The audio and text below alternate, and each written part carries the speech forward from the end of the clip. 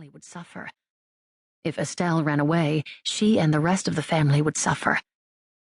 If some ancient warrior suddenly appeared in the corridor with a battle axe and sliced her in two, Catherine doubted she could feel more divided than she did in that moment. Stop Florian from his not-so-veiled accusations, or find Estelle. "Find Estelle," she said aloud. "I will help you, my lady." "Why?" He shrugged. "Why not?" "The reasons are numerous. Because you were a stranger, because you're an English aristocrat, because you and your friend rather accused me of stealing Bisterne jewels." "All that aside, a missing young lady is still a missing young lady." Catherine stared at him, gazed into eyes rimmed in gold-tipped lashes that lent them a sunny warmth. Soft, gentle eyes that did not flinch from her direct stare, even after what she'd just said. "All English noblemen and their sons are not created equally, Lady Bisterne." His voice, with its clear, precise speech born of generations of careful breeding and training, still managed to sound as gentle and warm as his eyes appeared. She felt a little warm. Her mind settled its frantic rushing from one crisis to another, and her spine felt straightened by more than her corset. "Thank you." She glanced through the ballroom doorway. The dancers spun by in a graceful kaleidoscope of color, with the orchestra soaring in the background. "I thought she might be with the musicians. That is, she likes to talk to members of the orchestra and bands at these galas." "She's a talented young lady." "She is, but she wasn't in the back rooms where the musicians were before their performances, and I don't see her in the ballroom. She's tall enough that she usually stands out." "And I'm tall enough that I can usually see what I'm looking for." He stood a full head taller than she, even though she wore heeled slippers. "Where else might she have gone?"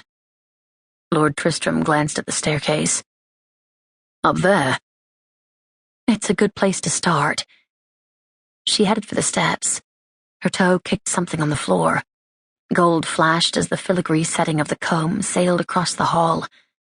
She grasped the newel post with one hand and swallowed against a burning in her throat, blinked against a burning in her eyes. She could not accept that the gift she had cherished through all those lonely years of her marriage turned out to be a fake. Yet Florian Baston Ward accused her of taking them. Lord Tristram stooped and retrieved a bit of mangled gold. "We'll talk about this later."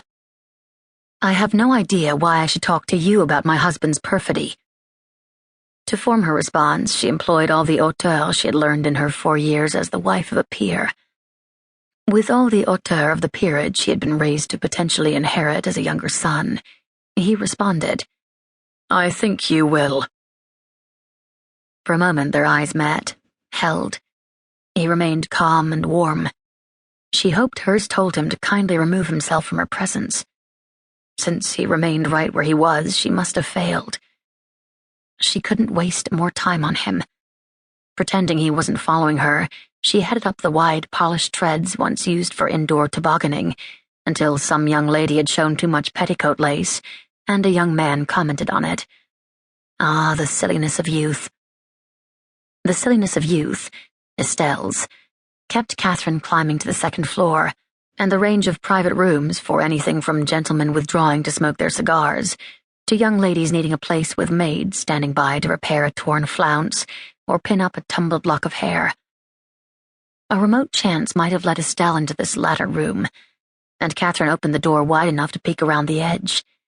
Only 2 maids stood in anticipation of someone entering for assistance. "Has Miss Van Dorn been in here?" Catherine asked. "No, ma'am." The maid bobbed a curtsy. "I haven't seen her tonight." Catherine thanked her and closed the door to the momentarily empty corridor. Lord Clothbridge's younger son had vanished from sight. Good. Estelle was none of his concern. Catherine's artificial jewels were none of his concern. She could not imagine why he acted as though they were. She glanced up and down the passage. It remained empty. Empty, but not quiet. Music from the ballroom soared from below, along with the rise and fall of voices in conversation and laughter. The rumble of male voices and stench of smoke seeped from beneath a door further down the hall.